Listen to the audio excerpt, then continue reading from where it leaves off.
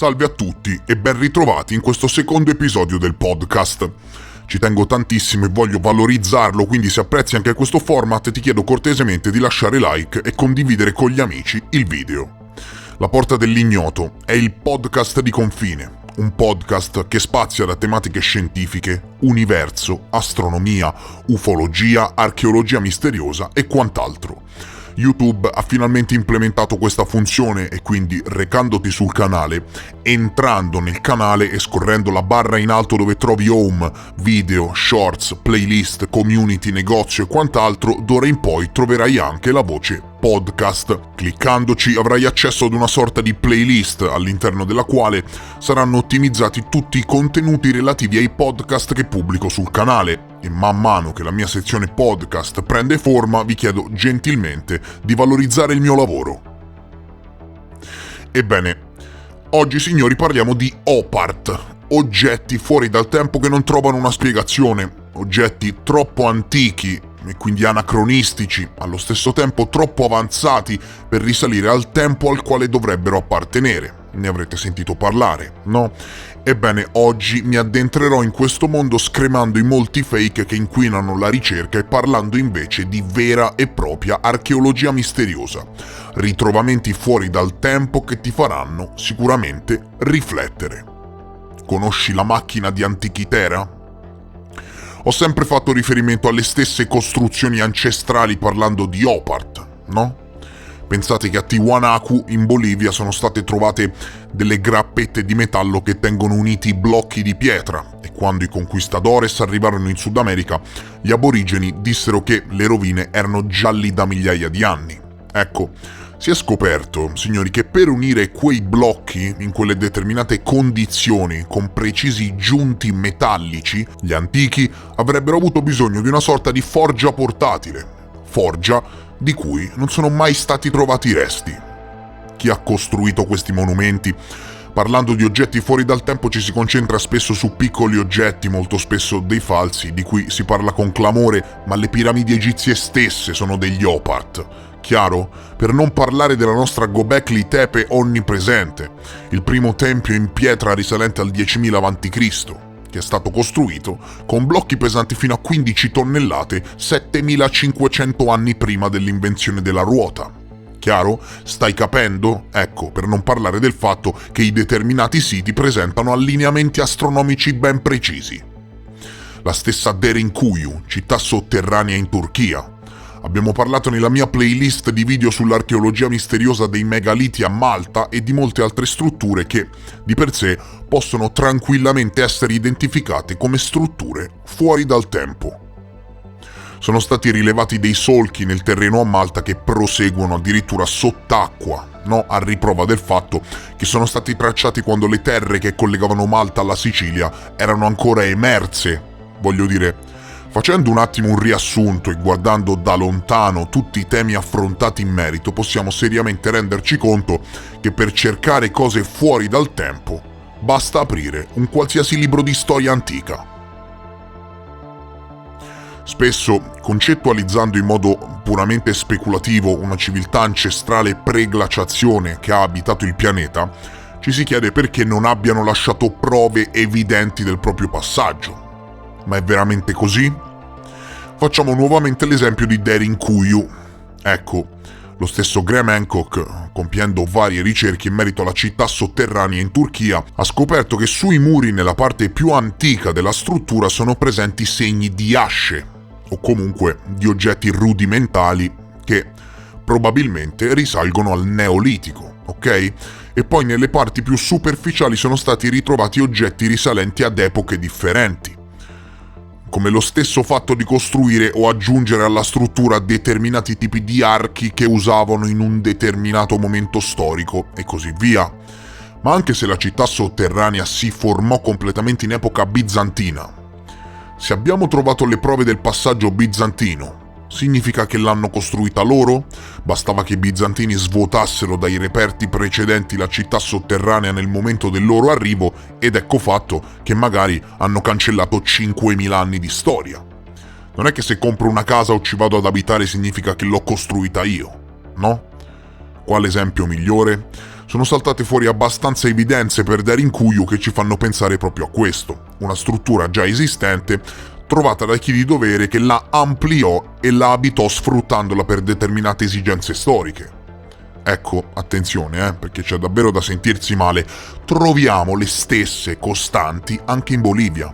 Come vi dicevo prima, i conquistadores, cercando di capire chi avesse costruito quelle rovine, chiesero agli aborigeni, che non avevano idea di chi le avesse costruite. Chiaro? Neanche le leggende tramandate per via orale riuscirono a spiegare quanto fosse antica Tiwanaku, dalla Turchia quindi alla Bolivia, dalla Bolivia all'antico Egitto, e se il passaggio di una civiltà pre-glaciazione fosse letteralmente sempre stato sotto i nostri occhi?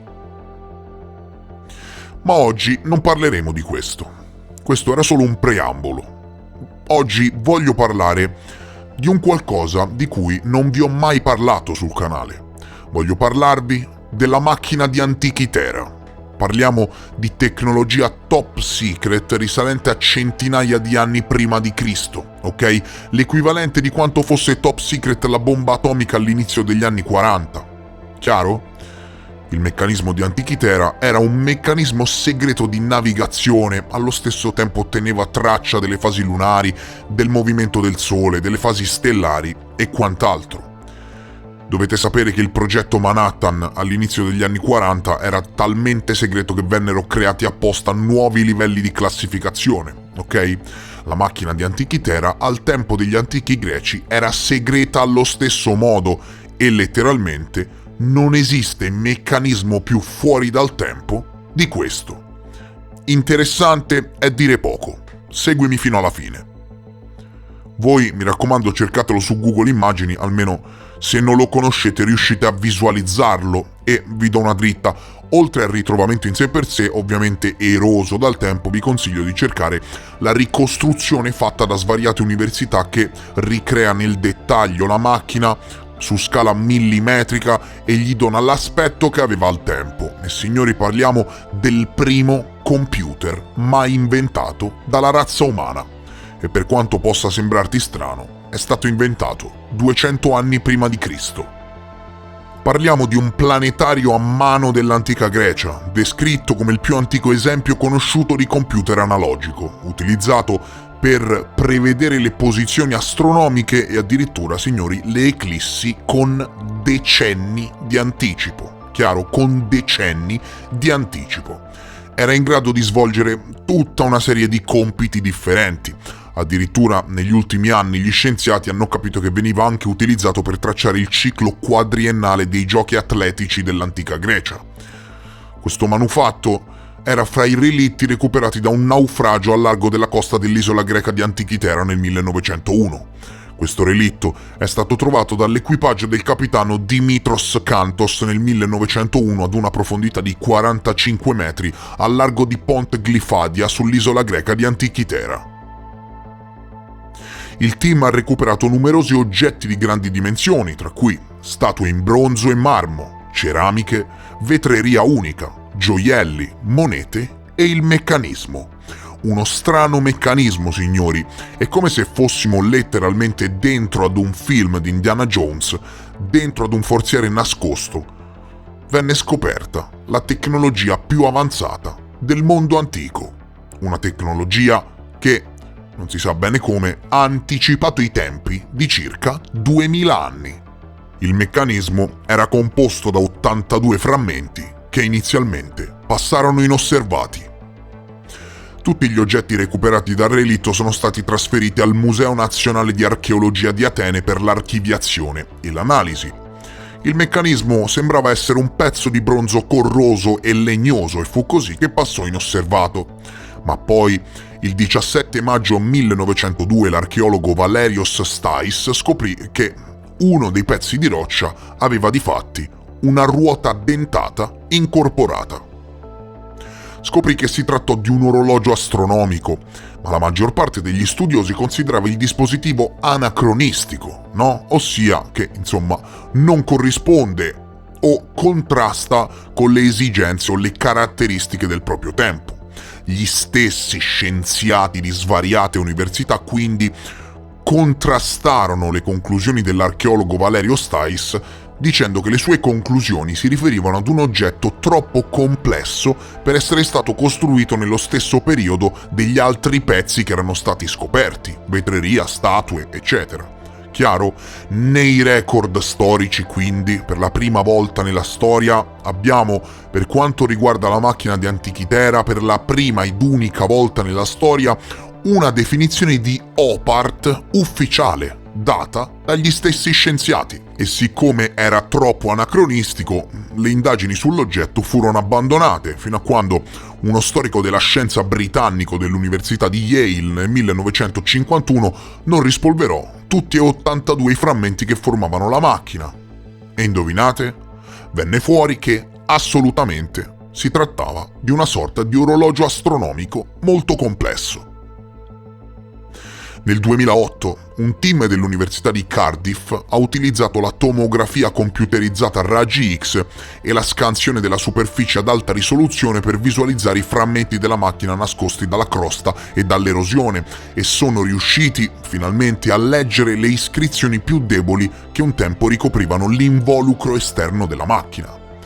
Si è scoperto che aveva 37 ingranaggi in bronzo che gli permettevano di seguire i movimenti della Luna e del Sole attraverso lo zodiaco, di prevedere le eclissi e di modellare addirittura, cari signori, l'orbita irregolare della Luna, dove la velocità della Luna è maggiore nel suo perigeo che nel suo apogeo. E macchine con una complessità simile, confermano gli scienziati dell'Università di Cardiff, non apparvero più nella storia fino agli orologi astronomici di Riccardo di Wallingford del 1300. Chiaro? Quindi, attenzione, Che cosa abbiamo qui? Abbiamo letteralmente, non si sa come possa esistere una cosa del genere, ma abbiamo letteralmente custodito nel Museo Archeologico Nazionale di Atene, quindi non si parla di qualcosa di astratto, forse e ma, no. Si parla di qualcosa che è custodito all'interno del Museo Archeologico Nazionale di Atene, cioè quindi te puoi andare a vedere con i tuoi occhi, se non credi a me. Abbiamo letteralmente una macchina, un sistema che anticipa i tempi e le conoscenze ingegneristiche dell'essere umano di quasi 2000 anni. E chissà come mai, ma guardate che caso, aveva a che fare anch'esso con l'astronomia, con cose che interessano lo spazio esterno. Ma funzionava? Perché questa è una bella domanda, no? Perché magari, che ne sai, hanno trovato una riproduzione artistica, no? Alla fine i greci ce l'avevano questo estro artistico. Che ne sai, magari hanno ritrovato semplicemente un'opera d'arte. Non è così semplice, ebbene no. Sono state riprodotte varie repliche con precisione laser su scala millimetrica che hanno riprodotto pari pari la macchina. E indovina? Funziona. Signori, funziona. Parliamo di una macchina in grado di prevedere le eclissi con decenni di anticipo e di monitorare gli spostamenti celesti, addirittura di rendere accurati i moti lunari.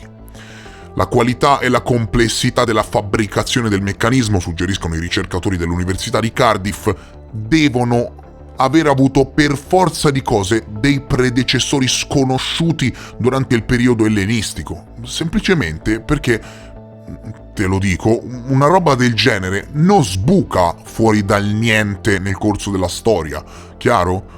Non significa che se tu conosci le eclissi sei in grado di costruire un computer in grado di prevederle, chiaro, centinaia di anni prima di Cristo, ok?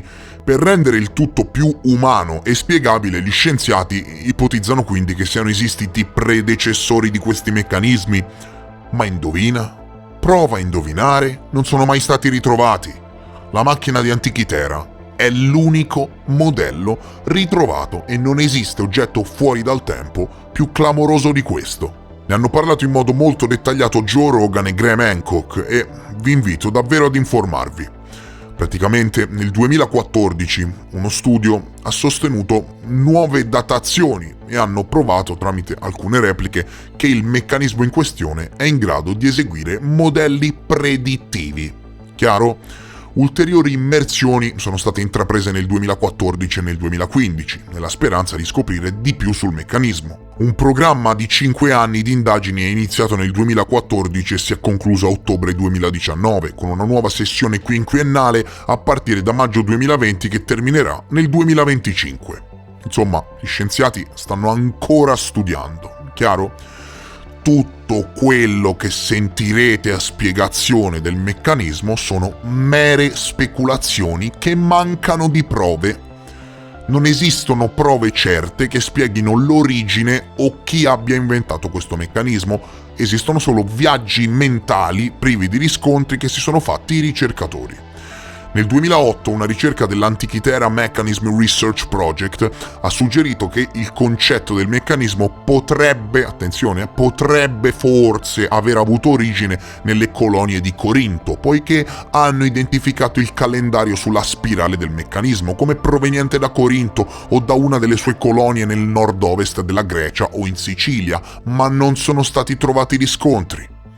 Un'altra teoria suggerisce che le monete trovate da Jacques Cousteau nel sito del relitto negli anni 70 risalgano all'epoca della costruzione del dispositivo ed è stato ipotizzato che la sua origine potrebbe essere fatta risalire dall'antica città greca di Pergamo, sede della Biblioteca di Pergamo, ma nonostante fosse la seconda biblioteca per importanza al mondo dopo quella di Alessandria, non sono stati ritrovati riscontri scritti della macchina, cosa che fa molto riflettere in merito a quanto questo meccanismo fosse segreto. Sulla parte anteriore del meccanismo è presente un quadrante ad anello fisso che rappresenta l'eclittica, i 12 segni zodiacali contrassegnati da settori uguali di 30 gradi. Ciò corrispondeva all'usanza babilonese di assegnare equamente un 12° dell'eclittica a ciascun segno zodiacale, anche se i confini della costellazione erano variabili. E a livello astronomico, il meccanismo di Antikythera presenta conoscenze babilonesi che risalgono addirittura all'antica Mesopotamia. Io non sto dicendo che si tratta di un reperto alieno, Attenzione, siamo realisti. Perché comunque il calendario era di Corinto, eccetera. Mi sto semplicemente chiedendo chi abbia trasmesso tali conoscenze ingegneristiche per permettere la costruzione di un oggetto che gli scienziati stessi definiscono anacronistico, ok? Chi ha trasmesso questa sapienza in grado di costruire un unico pezzo top secret nell'antica Grecia di un orologio astronomico che non abbiamo mai più ritrovato nel corso della storia fino al 1300? Cioè, parliamone, signori, ok? Parliamone. Fai ascoltare questo podcast al tuo professore di storia e lo vedi che ti chiede di andare in bagno e poi scappa dalla scuola, chiaro? Andate a cercare sui siti ufficiali le ricerche fatte in merito perché ci sono anche riproduzioni e modelli 3D computerizzati perfettamente fedeli all'originale. E anche alla vista, signori, sembra davvero qualcosa che assolutamente non poteva esistere nel 200 a.C. Sempre ammesso che risalga al 200 a.C., attenzione, perché anche in merito alle date ci sarebbe molto da discutere, di certezze non esistono, ok? Dalle antiche strutture presenti sul pianeta Terra, di cui nemmeno gli aborigeni di 1000 anni fa riuscivano a spiegarne l'origine, alla macchina di Antikythera, dall'agricoltura stessa che comparve in un dato momento alla scienza. C'è forse qualcuno che civilizzò i popoli del Neolitico dando così l'input allo sviluppo delle prime civiltà? Perché tutto questo interesse per il cosmo? E che fine hanno fatto? Tutta la mitologia della razza umana ha punti in comune. Esistono le stesse metriche culturali e religiose all'interno di popoli che non sono mai entrati in contatto fra di loro. E allo stesso tempo, come se non bastasse, esistono leggende analoghe in ogni cultura, sempre all'interno di culture che non si sono mai incontrate, che parlano di antichi civilizzatori. Da Osiride, che partì sulla sua barchetta per portare l'agricoltura, per l'appunto, in giro per il mondo, a Wiracocha in Sud America, dio civilizzatore, Dagli Apkallu dei Sumeri che insegnarono la scienza e la civiltà ai primi popoli nomadi alle antiche religioni del Neolitico.